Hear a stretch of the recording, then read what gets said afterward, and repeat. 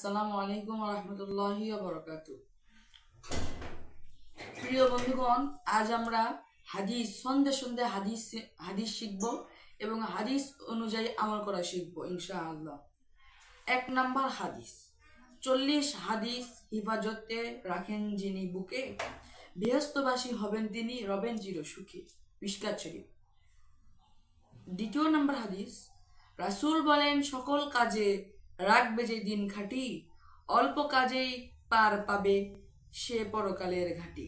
তারগিব শরীফ।